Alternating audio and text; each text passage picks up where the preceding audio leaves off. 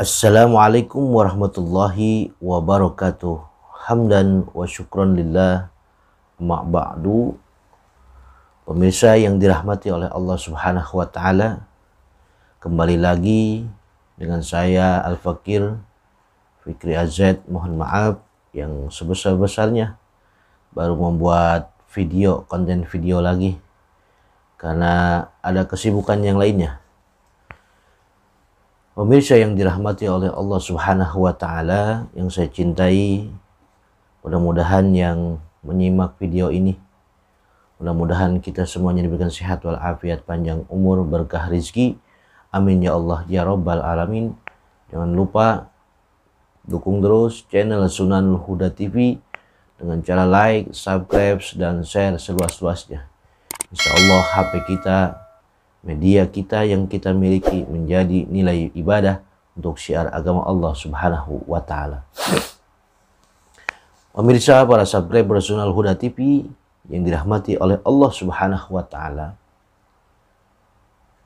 bahwa Rasulullah Shallallahu alaihi wasallam ketika Isra wal Mi'raj, Rasulullah Shallallahu alaihi wasallam itu banyak bertemu dengan tamsil-tamsil atau contoh-contoh yang ditemukan ketika dalam perjalanan Isra wal Mi'raj. Nah, di sini insyaallah saya akan beberapa cerita singkat perjalanan Nabi ketika Isra Mi'raj. Ya. Apa saja yang ketika Nabi Isra Mi'raj itu bertemu dengan siapa saja. Ya, sekilas, karena kalau berbicara Isra Mi'raj panjang sekali. Hanya sekilas saja bahwa ketika Rasulullah Shallallahu alaihi wasallam Isra Mi'raj, selain Rasulullah Shallallahu alaihi wasallam berkunjung ke surga dan neraka, Rasulullah Shallallahu alaihi wasallam pun banyak bertemu dengan contoh-contoh seperti Rasulullah Shallallahu alaihi wasallam melihat yaitu seekor ayam jantan, ya.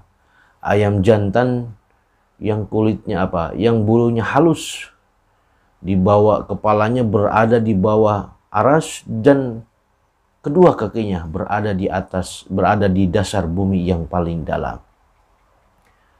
Ayam tersebut ketika sepertiga malam, tengah malam itu, maka ayam jantan tersebut mengepakkan sayapnya dan berzikir kepada Allah Subhanahu wa taala, Subhanal Malikil Quddus, Subhanal Malikil Quddus, Subhanal Malikil Quddus.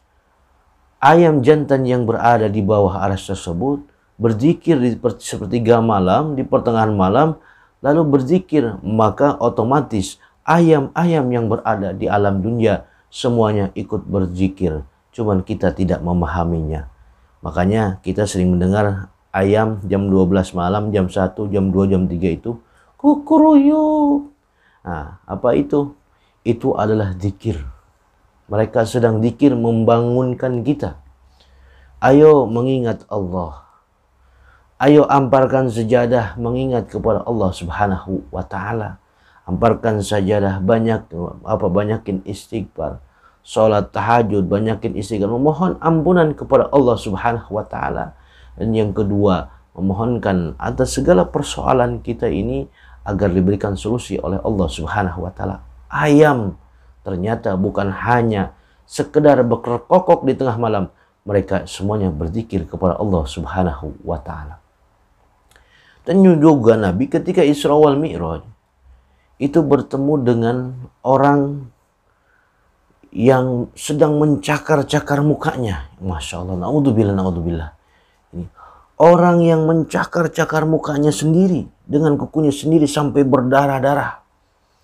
Maka Rasulullah Shallallahu alaihi wasallam bertanya kepada Jibril, wahai Jibril, siapakah itu? Orang tersebut mencakar mukanya sendiri. Kata Jibril, itu adalah tamsil, contoh bagi orang yang suka memburuk-burukan saudaranya.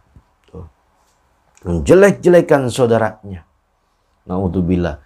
Orang-orang yang menjelek-jelekan saudaranya itu seakan-akan bahwa ia telah mencakar-cakar mukanya sendiri.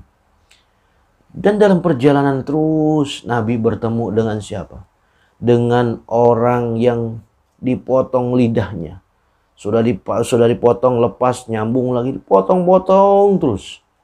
Lalu Rasulullah Shallallahu Alaihi Wasallam bertanya kepada Jibril, wahai Jibril, perumpamaan apakah orang tersebut? Itu adalah orang yang suka fitnah, orang yang suka pengadu domba, orang yang suka gosip. Masya Allah, na'udzubillah, subhanallah. Nanti di akhirat itu orang akan dipotong lidahnya. Sudah terputus nyambung lagi, terputus nyambung lagi. Na'udzubillah, kita dihindarkan dari siksa itu. Na'udzubillah, na'udzubillah. Dan Nabi bertemu juga dengan orang yang sedang memikul kayu. Sudah berat. Ya. Tetapi dalam perjalanan sudah berat, sempoyongan ditambahin lagi. Sampai udah berat ditambahin lagi, bertumpuk-tumpuk terus sampai dia itu sempoyongan jalannya untuk memikul beban beratnya kayu tersebut. Wahai Jibril, siapakah orang tersebut, Jibril? Itu adalah orang yang diberikan satu amanah. Amanah yang satu belum dikerjakan, sudah menerima amanah yang lainnya. Amanah yang dua sebelum dikerjakan, sudah menerima amanah yang ketiga. Akhirnya bertumpuk-tumpuk amanah. Orang yang serakah dengan jabatan, maka Allah akan memikulkan di akhirat dengan siksa yang sangat pedih. Allah akan berikan siksaan yang sangat pedih. Perumpamannya sudah berat memikul kayu yang sangat berat, tapi Allah juga tambahin terus tuh. Makanya jangan pernah serakah dengan jabatan. Sebab semuanya manusia akan dipertanggungjawabkan di hadapan Allah. Kita punya jabatan, kekuasaan, semuanya akan bertanggung jawab di hadapan Allah. Maka para pemimpin itu diperiksanya agak lama. Ya. Nggak senang. Sebetulnya kalau kita mendapatkan yang namanya jabatan, itu bukan alhamdulillah. Inna lillahi wa inna ilaihi raji'un. Sebab kenapa? Beban kita bertambah. Tanggung jawab bertambah. Ya. Tanggung jawabnya bertambah di hadapan Allah Subhanahu wa Ta'ala. Misal kita jadi RT, jadi RW, jadi lurah, ditanya warga kita ada yang fakir apa, yang miskin ketemu makan apa kagak, ada yang kekurangan apa kagak, bisa adil apa kagak, ditanya kepemimpinan kita. Dan juga Rasulullah Shallallahu Alaihi Wasallam melihat orang yang menanam, sekelompok orang yang sedang menanam. Ya. Dia menanam hari itu juga jadi buahnya. Misalkan menanam pohon pisang. Tumbuh buahnya langsung pisang, langsung keluar.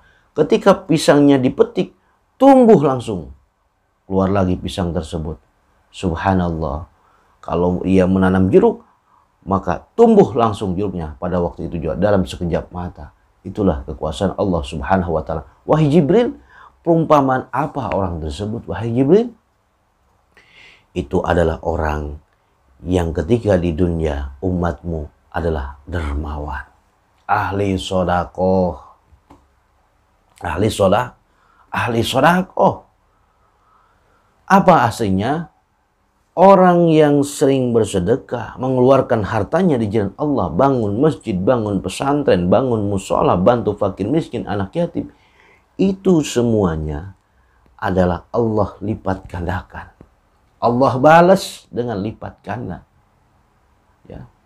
Tidak akan hilang harta yang akan diinfakkan, disedekahkan di jalan Allah Subhanahu wa Ta'ala. Sebab ya, ingat, harta kita adalah titipan Allah Subhanahu wa Ta'ala. Uang yang kita miliki di lemari kita, di berangkas kita, itu bukan mutlak milik kita. Bisa saja uang yang berada di kantong kita bisa hilang. Atau uang yang ada di kantong kita 50.000, 100.000, bisa saja besok kita beli sarapan pagi untuk tukang uduk, pindah ke tukang uduk. Ya, harta sebetulnya yang benar-benar milik kita adalah harta yang dibelanjakan di jalan Allah Subhanahu wa Ta'ala. Beli semen, beli pasir, dan lain sebagainya untuk berjuang di agama. Itulah harta yang akan kita nikmati, yang tidak akan dibagikan kepada siapapun, hanya kita yang merasakannya nanti di akhirat.